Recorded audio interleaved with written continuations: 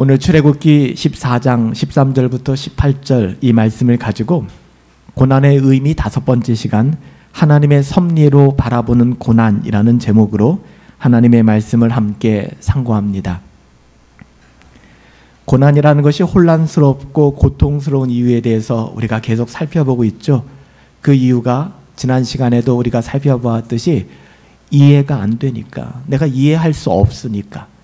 내가 이해할 수 있고 납득이 되면 고난 할아버지가 와도 견뎌낼 수 있을 것 같은데 이건 도무지 이해할 수 없기 때문에 더 고통스러운 거예요. 고난 그 자체도 힘들고 버겁지만 그 고난의 의미를 도무지 해석이 불가능하니까, 나로서는 납득이 안 되니까 그 고통이 가중되는 것이죠.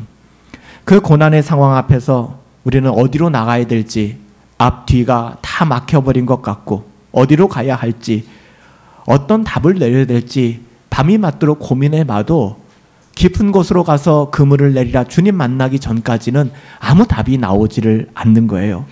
모든 것을 다 포기하고 내려놓고 싶을 때 결국 아무것도 하지 않은 채 가만히 있는 것, 여러분 이건 역시 불순종입니다. 오늘 성경에서 너희는 가만히 있어 라고 이야기하는 것이 아무것도 하지 말고 그냥 가만히 있어 라고 말하는 것이 아니죠. 여러분, 우리가 지난 시간에 살펴보았던 아브라함의 삶을 한번 돌아보십시오. 아브라함에게는 100세 얻은 아들, 정말 눈에 넣어도 아프지 않을 이삭이 있었습니다. 근데 하나님께서는 이삭을 통해서 약속하시고 언약을 주셨는데 갑자기 그 약속과 언약을 뒤엎는 것 같은 그 아들을 번제물로 바치라고 말씀합니다. 그 명령을 들었을 때 어쩔 줄 몰라서 아무것도 할 수 없어서 그 자리에 망연자실하고 앉아 있었나요? 그렇지 않았다는 것입니다. 우리가 이해할 수 없는 하나님의 명령 앞에, 때로는 고난의 자리 앞에 우리가 가만히 머물러 있는 것이 여러분 결코 믿음이 아니에요. 며칠이고 몇 날이고 아브라함이 그냥 충격을 받아서 멍하니 그 자리에 앉아 있었다고 하면 성경은 더 이상 그를 믿음의 사람이라고 이야기하지 않았을 것입니다. 그는 아무것도 하지 않으므로 결국은 불신앙을 고백하는 것이 아니라 이해할 수 없고 납득이 되지 않고, 이해할 수 없고 납득이 되지 않을 정도가 아니라 하나님을 버리고 싶을 만큼의 유혹이 있을지라도 하나님의 약속을 붙잡고 그 3일 길을 걸어갔다는 것입니다. 고난이나 시련의 상황 속에서 우리가 어쩔 줄 몰라서 가만히 있는다는 것, 때로는 이것이 우리는 믿음 좁은 것이다라고 생각하기 쉬운데요, 이것은 마귀의 표적이 될 뿐입니다. 이렇게 어려운 시기일수록 우리는 더 적극적으로 내 느끼는 감정, 나의 지식의 어떠함, 경험을 다 내려놓고 하나님의 말씀에 깊숙이 나가야 되는 거예요. 그거밖에는 없어요. 베드로가 주님 떠난 이후에 밤이 맞도록 갈릴리에서 그물을 던졌지만, 여러분 베드로는 어부입니다. 어업 전문가잖아요. 그의 전문성을 따라, 경험을 따라 고기를 잡으려 했지만 한 마리도 잡지 못했어요. 마음도 힘들어 죽겠는데 삶의 자리도 엉망입니다. 여러분 이때 주님인지 알지 못하는 누군가가 나타나 이야기합니다. 깊은 곳으로 가 그물을 던지라. 말도 안 되는 이야기예요. 이거는 반응할 가치도 없는 이야기입니다. 깊은 곳에는 물고기가 없다는 것, 갈릴리 호수를 너무나 잘 아는 베드로 잘 알고 있었어요. 하지만 자신이 하고 싶은 모든 말을 잠재우고 자신이 표현하고 싶은 자신의 아우라를 다 내려놓고 그냥 순종하는 것이죠. 그때 그물이 찢어질 정도의 그 놀라운 하나님의 불가능이 없으심을 경험하게 되는 거예요. 여러분, 아브라함이 그 길을 걸어간 것 아니겠습니까? 하나님께서는 그 시련을 통하여, 그 깊은 갈등을 통하여 뭔가를 의도하고 계세요. 우리 따위가 이해할 수 없는, 우리 정도가 납득할 수 없는 그 신묘막측한 하나님의 뜻이 담겨져 있다는 것이죠. 아브라함은 하나님의 명령과 약속, 이 두 개가 충돌하는 것처럼, 우리가 지난주에 살펴본 것처럼 그 극한 상황 속에서도 하나님의 약속에 우선권을 뒀다는 것입니다. 아, 하나님은 선하셔. 하나님은 나를 가장 잘 알고 계셔. 하나님은 나의 모든 것들을 위하시는 선하신 하나님이야. 그렇기 때문에 이 명령마저도 하나님의 약속으로 해석해 나가는 것이죠. 하나님의 명령의 의미는 지금 내가 도저히 납득할 수 없고 이해할 수 없는 것이지만 하나님의 약속이 무엇인지는 알고 있기 때문에, 그래서 아브라함은 분명한 약속을 붙잡음으로써 이해할 수 없는 명령에 순종할 수 있었던 것이고요. 이때 필요한 게 믿음이에요. 그래서 하나님께서는 우리에게 믿음의 조상 아브라함을 주시고, 혈통적으로는 아브라함과 다르지만 우리를 믿음의 자녀라 불러주시는 것이, 우리도 똑같이 이 어려운 환경 속에서 아브라함이 믿음을 통하여 살아갔던 것처럼 살아가야 한다는 것이죠. 여러분 잘 생각하시고 마음속에 담아두세요. 믿음의 본질이라고 하는 것은요, 막연한 것이 아니라 하나님의 약속에 대한 믿음이에요. 믿음은 그냥 내가 믿는다는 행위가 아니라 하나님의 약속을 아셔야 해요. 하나님의 약속, 그게 있나요? 여러분들에게 성경을 통해서 우리에게 주신 약속, 그 약속을 믿는 것입니다. 그리고 믿음이라고 하는 것은 그 약속을 믿기에, 그 약속을 믿으니까 순종하는 거예요. 납득이 돼서 순종하는 게 아니에요. 내 마음이 내켜서 순종하는 게 아니에요. 그 약속을 믿으니까. 여기서 순서가 중요한데요, 하나님의 약속을 붙잡는 게 중요합니다. 그때 비로소 하나님의 명령에 순종이 가능한 겁니다. 칼빈은요, 이 부분을 고민하다가 이렇게 녹여냈어요. 칼빈의 이야기인데요, 번역하면 눈먼 순종이라고 얘기하고요, 눈먼 믿음이라고 얘기해요. 칼빈이 눈먼 믿음이라고 얘기했어요. 믿음을 얘기할 때요, 눈이 멀었대요. 순종을 얘기할 때 눈이 멀었대요. 칼빈이 이렇게 표현한 것은요, 눈 멀었다 하는 것이 불합리한 것을 억지로 받아들이는 비이성적이고 불합리한 것을 신앙이라고 얘기한 게 아닙니다. 그 정도 수준으로 얘기한 게 아니에요. 그가 이렇게 눈먼 믿음, 눈먼 순종이라고 얘기한 것은요, 하나님의 위대하심을 고백하기 때문에 가능해지는 것입니다. 하나님이 위대하시다는 것은, 여러분 하나님 위대하시죠? 여러분 믿으시나요? 아멘이신가요? 하나님 위대하시잖아요. 하나님 위대하시다고 하는 것은요, 우리가 하나님을 다 파악할 수 없다는 의미입니다. 하나님이 행하시는 모든 일들을 우리가 알 수도 없다는 것을 전제하기 때문에 하나님 위대하십니다라고 고백하는 거예요. 오늘날에는 위대하다, 심지어는 방송인들이나 연예인들까지도 하나님 비슷하게 이름을 따가지고서 그렇게 이야기하는 경우들도 있어요.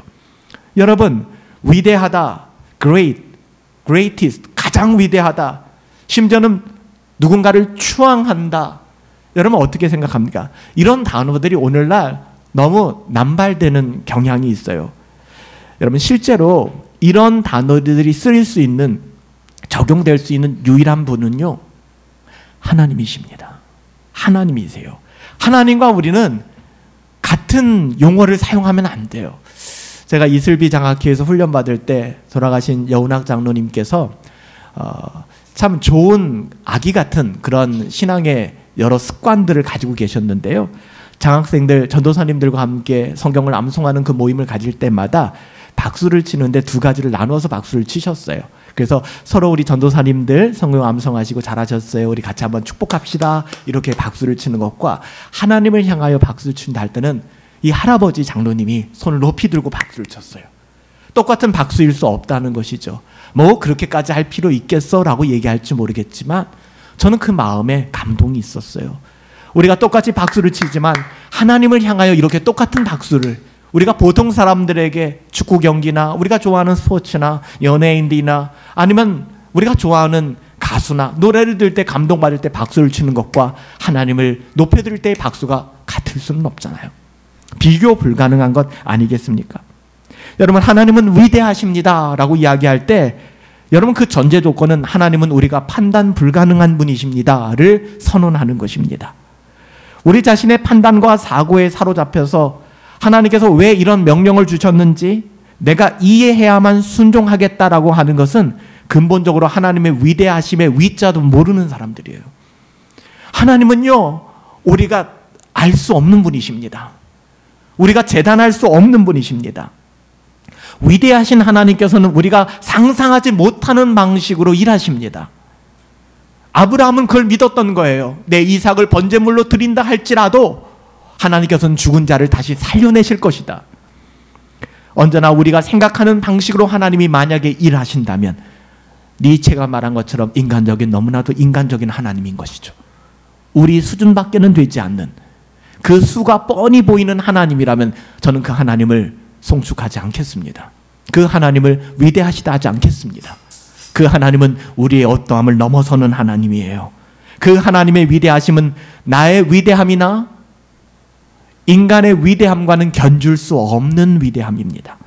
하나님께서 왜 이런 방식으로 일하시는지 판단하는 것은 우리의 몫이 아닙니다. 그것은 교만함이에요. 오만함입니다. 여러분, 그 사실을 인정할 때 비로소 신앙이 시작되는 것입니다. 그저 우리는 순종할 뿐이에요. 하나님의 명령에 순종할 뿐이죠. 하나님께서 우리에게 나중에 설명하실 것을 믿으며 소망하며, 물론 하나님께서 우리에게 그 이유를 분명히 설명해 주셔야 될 어떠한 의무도 없으세요. 그것을 하나님 앞에 우리는 강요할 필요도 없습니다. 하나님은 그런 의무를 가지신 분이 아니에요. 여러분, 제가 지금 이 이야기를 왜 드렸나요? 이런 깊이 있는 하나님의 어떠하심에 대하여, 위대하심에 대하여 묵상하던 종교개혁자 칼빈은 이러한 태도를 가지고 하나님의 명령에 순종하는 것을 눈먼 믿음이라고 얘기한 것입니다. 순종을 얘기할 때 눈먼 순종이라고 얘기한 거예요. 내가 납득이 되고 내가 감동이 되고 내가 이해가 돼야 순종하는 것이 아니라는 것이죠. 눈먼 순종이에요. 우리가 여기서 하나님의 능력이 어떠할까 하는 것을 우리 마음대로 사색하는 것조차도 사실 거만한 행동입니다. 하나님은 우리의 어떠함으로 평가할 수 없는 분이에요. 그래서 신학을 처음 시작할 때, 개혁신앙을 처음 배울 때 교수님들에게 정말 귀에 딱지가 않도록 그렇게 들었던 이야기는, 신학이라고 하는 것은 철저히 계시 의존적이어야 한다라는 말씀이었어요. 갓 신학대학원에 들어가서 내가 뭔가 해보겠다. 학부 때 4년 신학을 하고 철학을 공부하고 그리고 마치고 뜨거운 마음으로 신대원에 들어와서 내가 이제 석사 과정으로 신학을 공부하겠다. 자신의 어떠함을, 그 교만함을 있는 그대로 드러낼 수 있는 그 시기에 은퇴하신 박연선 목사님이 설교학을 가르치면서 끝없이 했던 얘기 중에 하나가, 신학은 설교 의존적인 것이다. 성경 의존적, 계시 의존적인 것이다. 여러분, 계시라는 게 뭡니까? 계시라는 것은 감춰져 있는 것을 보여주는 거예요. 여러분들은, 제가 오늘 니트를 입고 설교를 하는데 이 니트 안에 넥타이의 길이가 어떤지, 무엇을 입었는지 여러분 알지 못해요. 가려져 있기 때문에.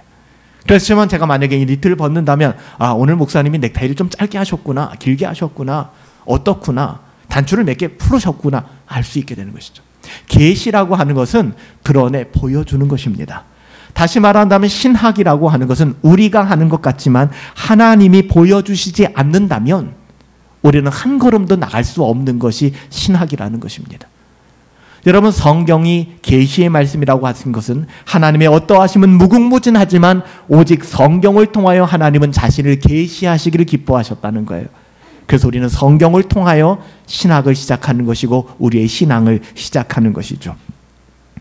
철저히 우리의 신앙은 계시 의존적이어야 합니다. 하나님의 말씀에 의지하여 살아가야 되는 것이죠. 생각해 보세요. 이스라엘 백성이 출애굽을 했습니다. 정말 힘들고 고단한 시기지 아니었습니까? 바로 왕의 파라오에 의해서 정말 고단한 그런 시간을 보냈습니다. 그리고 하나님께서 10가지 재앙을 이집트 땅에 내리시고 이스라엘 백성을 구원해 내셨습니다. 바로가 잠깐, 이 파라오가 잠깐은 하나님의 위대하심과 어미하심 가운데 부복하는 것 같았지만 그 마음이 순간 돌아서는 것이죠. 이스라엘 백성이 우리에게 노예로 있다 그러면 우리가 많은 도움을 얻을 것이고 그들을 부려먹을 수 있을 것 같은데, 그리고 이스라엘을 독립시켜주면 이들이 나중에 적군과 야합해서 우리를 공격할 것 같으니까 우리가 데리고 있어야 될 것 같은데, 하나님이 너무 무서우니까 10번째 장자의 죽음 때 파라오가 두 손을 듭니다.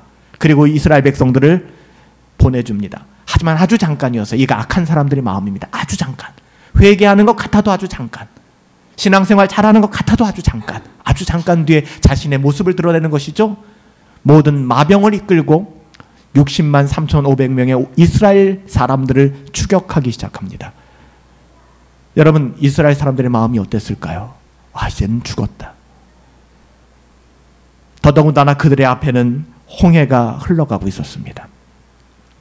뒤에는 무장한 바로의 군대, 무력한 이스라엘 백성들을 삼킬 듯한 그 군대가 마병들이 쳐들어오고 추적해오고 홍해는 이스라엘 앞에 절망적으로 흘러가고 있었습니다. 하나님의 백성인 이스라엘 백성들은 분명히 하나님의 약속을 붙잡고 출애굽했습니다. 패스오버데이, 6월절에 그 언약을 붙잡고 출애굽했습니다. 그러나 그들이 봉착한 문제는 어때요? 지금 마치 아브라함이 독자 이삭을 바쳐야 되는 그런 상황입니다. 하나님이 이럴 거면 우리를 왜 내보내셨나? 하나님이 이럴 거면 우리에게 왜 이렇게 고생을 시키나? 여러분, 이때 우리는 하나님의 약속을 붙잡는 것밖에는 없는 거예요. 사면초가.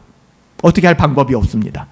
자신의 머릿속으로는 계산 불가능할 때, 여러분, 그때가 하나님을 찾으실 때입니다. 그때가 하나님의 약속을 붙잡을 때예요. 원망하고 불평하던 이스라엘 백성들의 불신앙을 있는 그대로 보여줍니다. 몇 시간이나 지났을까요? 며칠이나 지났을까요? 10가지의 재앙을 보았고 6월절에 그 하나님의 어린 양의 그 보혈의 구원을 경험했던 이스라엘 백성들이 불과 며칠 만에 모세를 향하여 불평을 쏟아붓습니다. 이때 하나님께서는 모세에게 믿음을 주셨습니다. 모세도 불평하고 싶었을 거예요. 하나님, 도대체 왜 이러십니까? 하나님, 나에게 왜 이러세요? 나는 당신밖에는 없는데 60만 3,550명이 돌을 들고 나를 치려고 합니다. 그 뒤에는 애국 군대가 쫓아옵니다. 이 앞에는 홍해 바다가 있습니다. 하나님, 나한테 도대체 왜 이러십니까? 여러분, 우리의 삶과 비교할 수 없는 그 마음의 소란스러움이 느껴지지 않습니까? 이때 모세는 어떤 결정을 했느냐는 거예요. 아브라함은 어떤 결정을 했느냐는 거예요. 오늘 우리가 읽은 말씀에 13절 14절에 보니까 모세가 백성에게 이렇게 이야기합니다. 너희는 두려워하지 마라. 두려운데. 안 두렵습니까? 두려운데.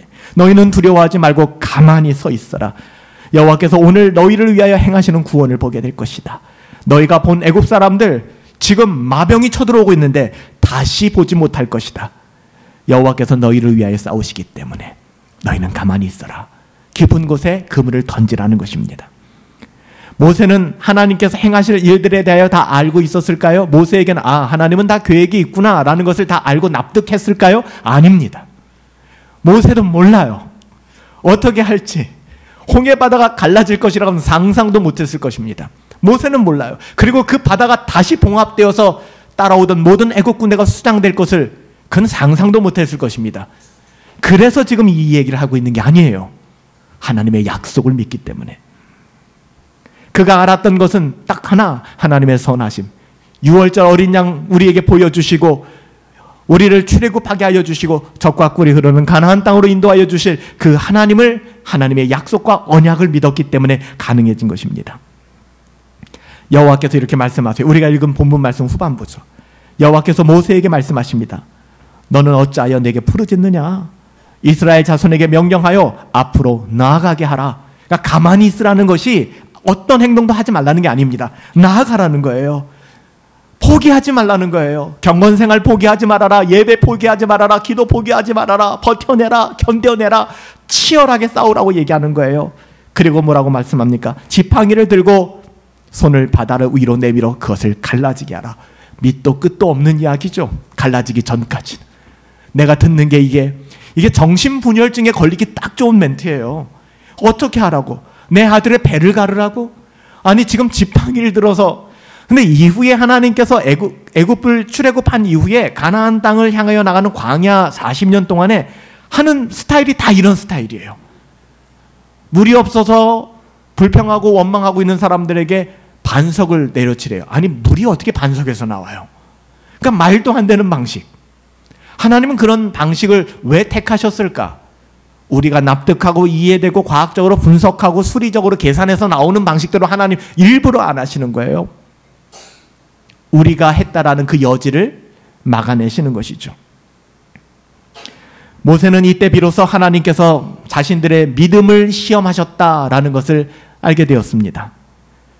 비록 모세 자신도 이런 하나님의 분명한 구원의 길을 아주 디테일하게 보지는 못했지만 하나님의 약속을 신뢰했기에 그것에 기초하여 말할 수 있었던 거예요. 그 고백이 우리들이 오늘 찬양했던 고백이잖아요. 너희는 두려워하지 말라. 너희는 가만히 있어 주가 하나님 되심을 할지어다.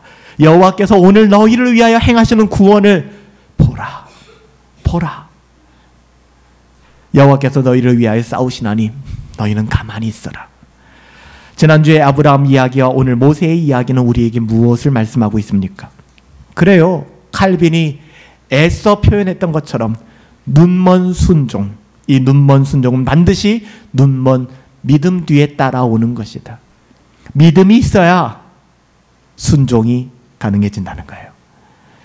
우리는 하나님의 방법을 이해할 수 없습니다. 이 자연스러운 겁니다. 여러분, 이것을 알려고 하고 분석하려고 하고 따지는 게 똑똑한 게 아닙니다. 그건 불신앙이에요.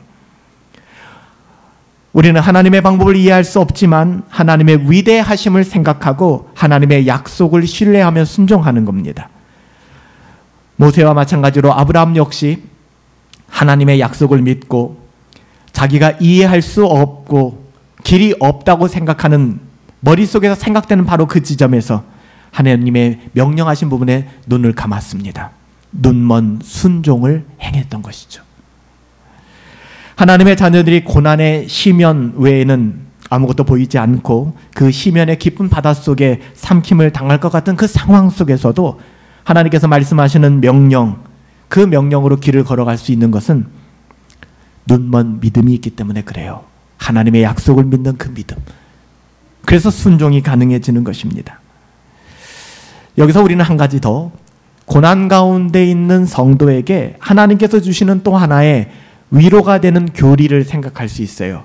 그것이 뭔가 하나님이 우리의 삶을 섭리하신다라는 섭리의 교리입니다. 우리가 하이델베르크 신앙고백서, 웨스트민스터 신앙고백서, 벨직 신앙고백서를 통해서 하나님의 섭리에 대해서는 정말 많이 배웠습니다. 많이 배우면 뭐예요? 그 하나님의 섭리가 우리에게 위로를 주지 못한다면 잘못 배우신 겁니다. 헛배운 겁니다. 여러분, 하나님의 섭리라고 하는 것은요, 우리에게 위로를 가져다 줘요. 종교개혁자 칼빈은 이 섭리의 교리가 나의 인생의 가장 큰 위로였다라고 고백합니다. 그의 신앙 고백의 핵심이기도 했는데요. 섭리의 교리 속에서 하나님의 자녀들은 하나님께서 하나님의 자녀들에게 언제나 가장 좋은 것을 주신다라는 것을, 그 약속을 바라보게 되는 거예요. 이게 납득되고 이해될 수 있는 부분이 아니거든요. 저는 믿음의 정의를 하나님께서 언제나 하나님의 자녀들에게 최상의 것을 공급해 주시는 것을 믿는 것, 반복적으로 여러분들에게 강조해 왔어요. 여러분, 이 사실을 믿으세요? 하나님은 선하십니다. 지금의 여러분의 삶의 그 어떠함으로 하나님을 재단하지 마세요. 여러분, 하나님은 선하세요. 그 선하신 하나님이 우리를 위하십니다. 하나님은요, 우리에게 가장 좋은 것을 주시길 원하시는 분이세요. 결국 선하신 하나님에 대한 하나님의 자녀들의 신뢰는 섭리의 교리와 연결되지 않을 수가 없는 거예요. 하나님은 그렇게 우리를 붙들고 계세요. 섭리하고 계세요. 그 선하신 하나님께서 인간의 역사와 사건들의 모든 상황 속에 하나도 예외 없이 모든 것을 섭리하신다는, 우리의 고난마저도, 내 인생이 왜 그렇지 하는 그 시점에도, 하나님의 명령과 약속이 충돌하는 것 같은 그 시점, 뒤에는 애국 군대가 쳐들어오고 앞에는 홍해 바다가 놓여 있고, 나와 함께한 이스라엘 백성들은 지금 당장이라도 돌을 들어서 나를 치려고 하는 그 어려운 시기에, 다윗도 그렇게 얘기하죠. 1000만인이 에워싸 나를 진친다 할지라도 내 마음이 오히려 안연하리로다. 세상이 주는 평강 따위가 아니에요. 잠깐의 평강이 아니라 절대적인 평강을 누리고 있는 거예요. 1000만인이 나를 에워싸도 내가 주눅들지 않는데요, 오히려 평강을 누린대요. 이게 어떻게 가능할까? 하나님의 약속이 아니면 불가능한 것이죠. 그 선하신 하나님, 내가 겪고 있는 고난마저도, 내가 이해할 수 없는 지금 이 시점에도 아브라함과 모세에게 필요했던 것은 바로 이러한 믿음이었고, 그들은 믿음으로 반응해냈습니다. 그리고 하나님께서 시험하신 믿음이 바로 아브라함과 모세의 믿음이었고, 그들은 믿음의 결정을 내림으로 말미암아 믿음의 사람들로 히브리서 11장에 기록되어져 있어요. 칼빈은요, 이 섭리하심에 대하여 개인적으로 이렇게 이야기하더라고요. 칼빈의 이야기를 한번 들려드립니다. 하나님의 섭리를 믿는다고 하는 것은 하나님께서 말씀하신 것을 확실하고 분명하게 간직하는 것입니다. 그분은 상황을 어떻게 다룰 수 있는지 알고 계십니다. 어떤 일이 일어나든지 일어나도록 그냥 두십시오. 그분이 우리 하나님이시라면 모든 것을 하나님의 뜻대로 분명 선하게 진행시켜 나가실 것입니다. 이런 일들에 대하여 우리의 생각은 내려놓으십시다. 우리의 판단, 평가 내려놓으십시다. 그리고 자원하여 장님, 우리가 볼 수 없는 자가 되십시다. 즉 모든 것을 알고 싶어하고 판단하려는 세상의 지혜로운 사람처럼 그렇게 총명한 사람들이 되어서는 안 됩니다. 역설적인 이야기죠. 세상의 지혜로운 사람들은 심지어 하나님께서 무엇을 하셔야 되는지에 대해서까지 알고 싶어합니다. 하나님에 대하여 훈수를 둡니다. 그러나 우리는 그분의 것을 그분으로부터 강탈해서는 안 됩니다. 하나님의 주권과 섭리를 있는 그대로 우리는 인정해야 합니다. 우리의 의무를 수행하는 것으로 우리는 만족해야 합니다. 이것이 칼빈이 이야기한 섭리의 교리였어요. 우리도 칼빈과 동일한 믿음을 가지고 있다면 우리가 앞을 볼 수 없는, 우리가 판단할 수 없는 시각장애인이라는 사실을 인정하고 하나님께서 기뻐하시는 방식대로 우리를 인도하시기를 구하며 그 길이, 우리가 걸어가는 그 길이 납득되지 않고 이해가 되지 않을지라도 순종하며 따라갈 수 있어야 한다는 거예요. 여러분, 이게 신앙입니다. 하나님의 섭리는 하나님께서 하나님의 자녀를 돕기 위하여 마련한 하나님의 전능하심이에요. 하나님의 전능하심으로 하나님은 섭리하십니다. 여러분, 우리가 찬양했죠? 오늘 예배 들어가기 전에 서로 축복하며 그런 하나님이 우리 아버지예요. 우리 아버지. 하나님이 우리 하나님 되심이 얼마나 다행인지 모르겠어요. 여러분, 그것을 누리셔야 한다는 것이죠. 여기서 우리는 스스로에게 좀 질문을 던졌으면 좋겠어요. 나 자신에게. 나는 하나님의 길을, 하나님께서 인도하시는 나의 길, 그 의도를 다 이해하지 못한다 할지라도 나 자신을 쳐서 하나님의 뜻에 복종시키고 그 명령에 순종할 준비가 되어 있는가? 자꾸만 나는 내 얘기를 하지 않고 좀 내 얘기를 좀 줄이고 내려놓고 하나님의 말씀에 순종할 준비가 되어 있는가? 나는 어떤 고통스럽고 슬픈 상황에서도 주님의 뜻이 이루어지고 주께서 원하시는 대로 나를 취하여 주소서. 오늘 칼빈이 이야기한 것처럼 나에게서 일어나는 모든 일들이 하나님의 주권과 섭리 가운데 있기 때문에 내게서 일어나는 모든 일들, 하나님의 행하시는 일들을 방해하지 말라는 거예요. 그냥 두라는 것이죠. 이건 일어나면 안 되고 이건 일어나면 하나님은 이런 하나님이고 저거 일어나면 안 되고 저거 일어나면 하나님은 저런 하나님이고 그 짓을 하지 말라는 것이죠. 있는 그대로. 믿음은 사람의 눈이 아니라 하나님의 눈으로 보는 거예요. 그렇다고 해서 믿음이 현실 속에서 우리가 연단을 받을 때 그 연단의 깊은 육체적인 고통과 쓰라림을 제거해 줄까요? 그건 아니에요. 이 지점이 되게 힘든 겁니다. 믿음이라는 것이 있으면 완전히 우리의 육체의 모든 고통에서 우리가 자유함을 누리고 정말 모든 것을 이길 수 있는 힘을 얻으면 좋을 것 같은데, 여러분, 아브라함이 믿음으로 독자 이삭을 업고 모리아 땅으로 3일길 가는 동안에 마음이 평안했을까요? 절대 평안을 누렸을까요? 아니에요. 끊임없는 씨름이 있을 것입니다. 그러니까 믿음을 갖는다고 해서 이 모든 육체적인 고통, 마음의 불안함에서부터 완전히 갑자기 자유함을 얻게 되는 게 아니에요. 이게 없기 때문에 우리는 맨날 씨름하게 되는 것이죠. 우리는 하나님의 전능하심으로 우리를 위하시며 지켜나가시는구나라는 그 희미한 약속. 어떻게 될지 모르겠지만 하나님께서는 이스라엘 백성들을 물에 수장시키지도 않을 것이고 애국 군대에 밥이 되지도 않게 하실 것이다라는 하나님의 언약을 붙잡는 그 믿음. 어떻게 될지는 모르겠어요. 그거 붙잡는 거예요. 그리고 말도 안 되는 방법, 지팡이를 들고 손을 들고 내려치는 것. 바로 이겁니다. 하나님이 원하시는 것. 여러분, 신자는 좀 잔인한 이야기지만 성도는 고난을 통해 이런 순종을 배워가는 거예요. 납득돼서 하는 건 순종이 아닙니다. 눈먼 순종을 배우는 거예요. 칼빈은 또 이렇게 얘기합니다. 그 연단의 때 우리가 배우는 것은 하나님의 미소 가운데 인내하며 우는 것입니다. 이 잔인해 보일지 모르겠지만 하나님은 알고 계신 거예요.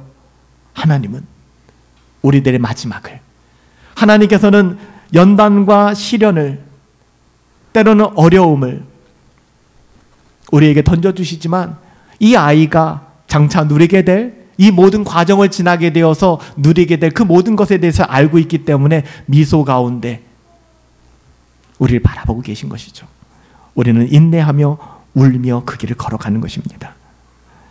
오늘 모세가 그러지 않았을까요? 모세는 이스라엘의 지도자로 자원한 적이 없었잖아요. 40년 동안 이집트 왕자로 자기를 증명하며 살아가려고 했던, 어떻게 보면 그 불신앙, 아직 익지 않았던 그때, 그렇지만 하나님의 방법은 너무 가혹했잖아요. 40년을 미디안 광야로 인도하여서, 그것도 자기 동족 이스라엘 백성에게 모함을 받고 버림을 받고, 여러분 그 처절한 삶 끝에 하나님 모세를 부르셔서 민족의 지도자로 세우셨으면 시온의 대로만 열어주셔야지 왜 이런 일이 모세에게 있을까? 하지만 모세는 믿음의 사람이었어요. 하나님의 자녀들은 연단 가운데서도 자기들을 향하여 웃으시는 하나님의 미소를 볼 수 있어요. 이쯤 돼야 고수예요. 고수. 하수가 아니라 고수가 되는 것이죠. 이쯤 돼야. 이 신앙의 연륜이 쌓여가는 거예요. 고난 속에 숨겨진 하나님의 웃음을 볼 수 있다는 것, 이게 쉽지가 않아요. 당신의 자녀들의 눈물 속에 하나님이 함께 하시지만 하나님을 신뢰하기에 그 눈먼 순종의 길을 가는 것을 바라보시며 기뻐하시는 하나님, 그래 네가 이제야, 하나님의 그 마음을 볼 수 있어야 되는 것이죠. 하나님의 자녀들은 눈먼 믿음과 순종 가운데 하나님의 눈을 통하여 하나님의 그 실학과 즐거움을 또 영광을 볼 수 있어야 됩니다. 우리가 인생을 사는 동안에, 우리가 믿음을 가지고 인생을 살아가는 동안에 마주하게 될 고난 적지 않죠. 20대는 20대의 고난이 있고 10대는 10대의 고난이 있고 30대, 40대, 50대, 60대, 감히 어느 고난이 더 무겁다, 어느 고난이 더 크다라고 얘기할 수 없는, 그럼에도 불구하고 우리는 수많은 고난 가운데 노출하며 살아갑니다. 이것만 지나면 끝날 것 같을까 하는데 그렇지 않아요. 끝없이 고난은 우리에게 마주 찾아오게 됩니다. 하나님께서 친히 나를 대적하신다라고 느낄 때도 있어요. 하나님 나한테 도대체 왜 이러시지? 신앙이고 뭐고 다 포기하고 싶어 라는 그 지경에 이를 때도 있습니다. 감당하기가 쉽지 않죠. 여러분, 그래서 우리에게 주신 선물이 있는데 그게 믿음이에요. 그래서 하나님의 믿음을 구하세요.